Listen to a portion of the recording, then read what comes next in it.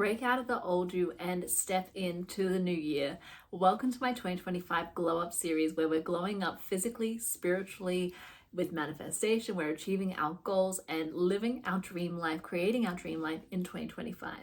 Hello, welcome to my channel. My name is Abby Drew. On this channel, we talk manifestation, spirituality, a little bit of science stuff, and do tarot and guidance cards readings, all in the name of living our highest timeline. On my website, moonandmoonthings.com, you can find workbooks and processes to live your highest life in 2025, free resources, including a Manifest Love workbook. If you are called to, you can get a personal reading with me, and there is a complete 2025 yearly guide to live your dream life.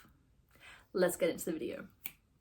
Today we're talking about how do we move out of, let go of, break free of the old you and step into the new you, step into the ideal version of yourself. Are you sick of repeating the same patterns and cycles? Are you tired of having the same old story play out in your life and feeling like you can't break out of the cycles you're in? If that's you, this video is for you. It's all about letting the old go and wiring in the new. There will be a meditation accompanied with this video. I will link it up here and in the description below. So the first thing we're going to do is we're going to reflect on ourselves, who we are, who are we showing up to be. So I want you to reflect on what parts of you, what parts of your behavior, your actions feel aligned with your ideal self. And if you don't know who your ideal self, I want you to picture or daydream about who you want to be. What's your fantasy life, your fantasy self? What does she look like? What does she do? How does she act? Who are her friends? How does she interact with people? What do people feel about her? How does she live her life on a day-to-day basis? How does she think about her life? How does she view her life? How does she feel? How does she feel? Okay, now you've got the ideal version of yourself. I want you to reflect on what parts of your behavior, your life, your inner world right now align with that ideal version of yourself. So the things that align with our ideal version of ourselves, we're going to keep and we're going to appreciate, and well done to you for already being on your way. If you didn't find any, well done to you for starting your journey. Okay, so now that we've reflected on what we are doing that's aligned with our ideal version of ourselves, let's reflect on what could be different. What do we wish we could change about ourselves, about our behavior, what we do, how we act, how we think, how we see ourselves? Let's reflect on that for a moment. Okay, maybe you have a list of one or two things. Maybe you're like, everything.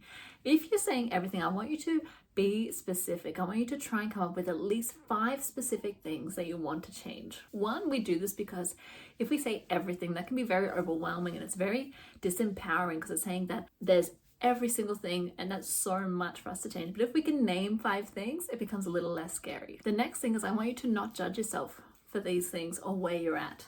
So we're acknowledging where we're at right now and we're not judging ourselves for it. We're not wishing that we had have done something sooner. We're not being like, oh, I've been stuck here for 5 years. None of that. You're perfect exactly how you are, where you are now. You are exactly where you're meant to be. The next thing is right now, and as we're going through our day in the next few days, I want you to identify when these things happen, when you are doing behaviors that don't align with your ideal self. Who are you around? Is it when you're at work? Is it when you're stressed? What about when you're tired? Are there any triggers?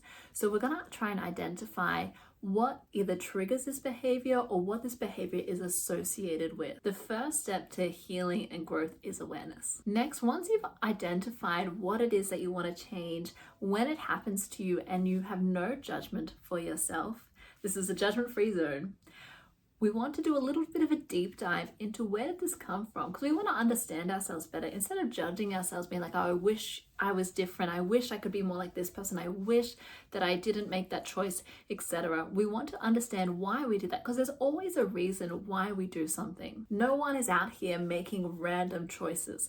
Sometimes even if we don't think about a decision or a behavior before we do it, it's because we've got a program in us. It's a learned behavior, and that's why we're not thinking, but it's still something that has an origin story. So you're going to deep dive into where did this come from. So is this a pattern that you've had since childhood? Did you begin this pattern after a traumatic event? What does this pattern reflect? Does it reflect you abandoning yourself for others? Does it reflect you overworking yourself to try and feel some validation or feel a sense of self-worth? Does it reflect a fear of your own power? Where does it come from? What do you think it stems from? I want you to be curious, open-minded, and just explore yourself. You don't have to lock into any explanation. Just be curious about why you're at where you're at. If we do identify like this comes from this incident with my friend, or it comes from this incident with my ex-partner, or it's from a learned behavior from my mom, or what have you, it's important to go through a process of forgiveness, letting go and taking back your power from that relationship or from that traumatic event. Knowing that even though that happened in the past, it does not have to affect your future. We always have a choice. And I'm not saying the choice is easy, but we always have a choice. I love the quote that says, every day you can wake up and you choose who you're going to be. And that's exactly what this is all about. It's about waking up and choosing your ideal version of yourself. Not out of hate or judgment for where you're currently at, but out of love for yourself. Okay, so now that you've accepted your power, revel in it, love it. You are so powerful and you have got this. I want you to think, if there was one thing that I could do to get me closer to my ideal version of myself, if there was just one thing, if you had to think of something, what would that one thing be? Maybe you think of two things, and that's wonderful, but just try for one thing. What's one thing you could do now to get you closer to your ideal version of yourself, if you had to think of one?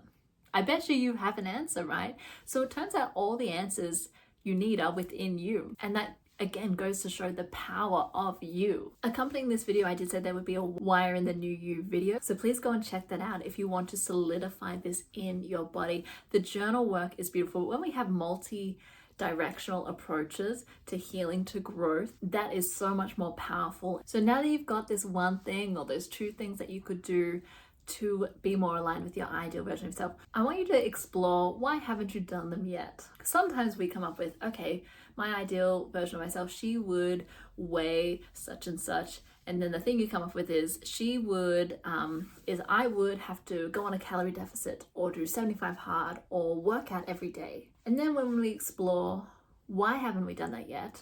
It's, oh, that doesn't feel good to me. I don't enjoy that.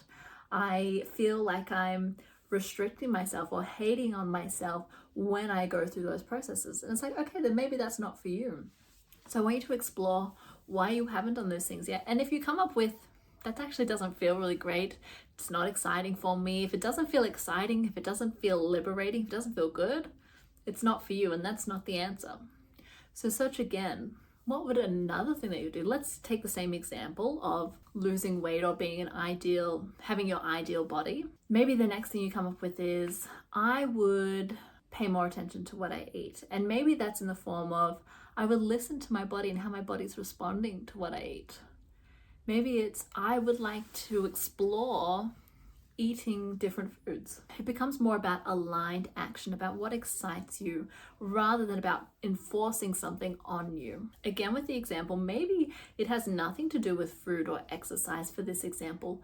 Maybe the answer of what this person could do is, I could love the body I have right now more.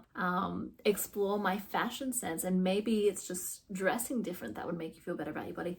Maybe I need to love the body that I have now instead of trying to change it, and then I'll naturally be able to intuitively feel what feels good. In the example, and I'm sure you can apply this to your own situation, in the example, the desire is have the ideal body, and for this person, it's looking like being a certain weight or having a certain type of figure. But really, what is the feeling that person is trying to achieve? They're trying to feel good about their body. They're trying to feel confident in their body. They're trying to feel comfortable in their body. So what if the solution is getting that feeling, the feeling attached to your ideal version, getting the feeling rather than getting the thing? So maybe this person wants to focus on loving their body first, exploring how beautiful their body is, learning how to dress it, exploring dressing it, exploring loving it. Because really, we're always after feelings. We're never actually after things or after goals. We're after the feeling and the sense of self that it will give us. And so let's try and wire in that sense of self rather than force the 3D to match. If you're into law of assumption, then you understand that the 3D will always reflect our beliefs. So maybe the reason that you have trouble with your weight or your body image is not the fact that your body is like broken in some kind of way, or that you're terrible, or that you lack discipline, or what have you. Maybe it's that your thoughts, beliefs, relationship with your body never changes. Because that's what you're searching for. You're searching for a change in self. So try and find that change within yourself and let the outside world reflect it. Thank you so much for watching. I hope you found this video helpful. I would love to hear about your ideal versions of yourself down below. Let's support each other. Let's lift each other up. My name is Abby Drew. Subscribe, like, and I'll see you in the next one. Bye.